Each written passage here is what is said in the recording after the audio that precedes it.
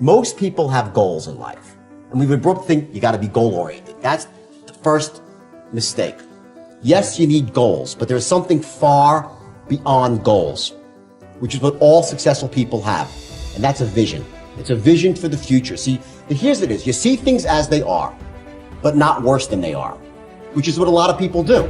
They say, oh, it's so terrible. They tell themselves this wild story about why they can't take action. And in truth, the story they tell themselves is exactly what holds them back from being successful. It's that bullshit story that stops them from acting. Like, and they, oh, there's so much the economy, and they play the blame game, they complain, they justify, and it stops them from moving forward. So see things as they are, not worse than they are, and then see them better than they are, and make them that way. I understood that there's a common denominator in the human experience. And I want the same thing you want, which is the same thing you want and you want. What we all want is to be able to live out the truest, highest expression of ourselves as a human being. That doesn't end until you take your last breath. What is the truest, highest vision that you hold for yourself? No matter where you are in your life, there's always the next level. There's always the next level to the last breath. So I feel that I always knew that I would be done with the show when I felt like, oh, I've said as much as I could say here on this platform. And then how will I be used? So I feel that until you have used your value as a human being, you're not done. Setting goals. It can turn out to be a drama for your life. Here's what goals are. Your vision of the future. Now, there's two ways to face the future. One, with apprehension. Number two, with anticipation. Guess how most people face the future? With apprehension. Why? Major reason why. They don't have it well designed. They've left the design of their future to somebody else. And if you don't make plans of your own, guess what? You'll probably fall into someone else's plan. Guess what someone else may have planned for you? Not much. Look at a Gandhi. Right? He survived hunger strikes and united the country, not because he had a goal for a free India, he had a vision of a free India. Nelson Mandela, all those years in jail, a vision. It's Richard Branson, who's a friend of mine, who I know he sponsors me, my speaking tour. He's a visionary. Bill Gates, they're all visionaries. And the best example, considering we're in Hollywood, is a guy like James Cameron. Now, here's the trap.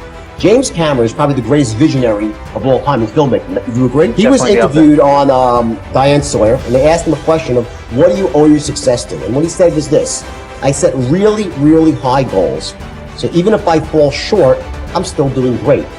And people thought that was pretty profound, and I actually believe in that too. It's not true though. See, what's happening is this: James Cameron is not a goal setter, he's a visionary.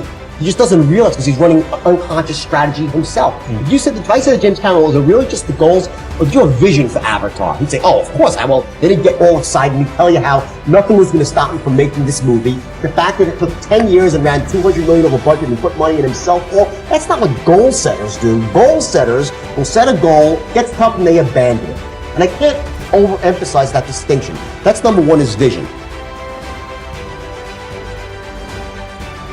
How many of you have ever thought about something you wanted to do and you talked you out of it? Raise your hand, please.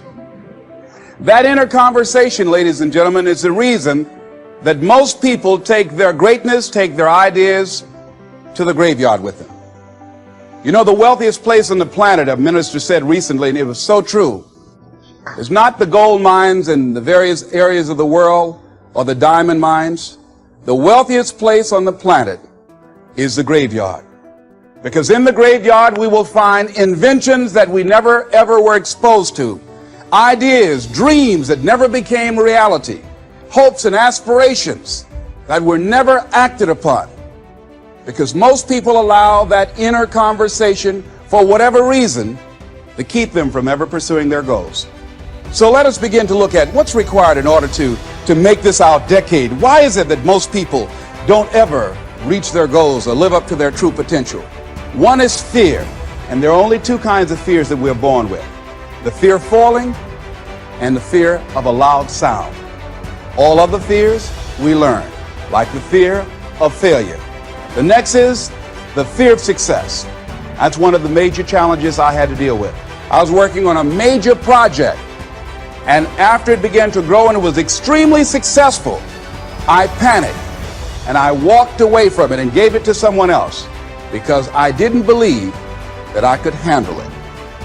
The other thing that keeps most people from reaching their goals is that a lot of people become comfortable. They stop growing. They stop wanting anything. They become satisfied. They stop looking at ways in which they can improve themselves. They stop putting things in front of them. I was reading something by a great man, George Bernard Shaw, and he said something to the effect that to have succeeded is to have finished one's business on earth. Like the male spider who is killed by the female spider the moment he has succeeded in his courtship. And he goes on to say, I like a state of continual becoming with a goal in front and not behind. I remember after giving a speech at a major corporation, a gentleman came up to me who was up in years, and he said, you know, that's real great motivation for you young guys, but I've done all my work. There's nothing else for me to do. I said, oh yes, you've got a lot to give. You have a lot to offer.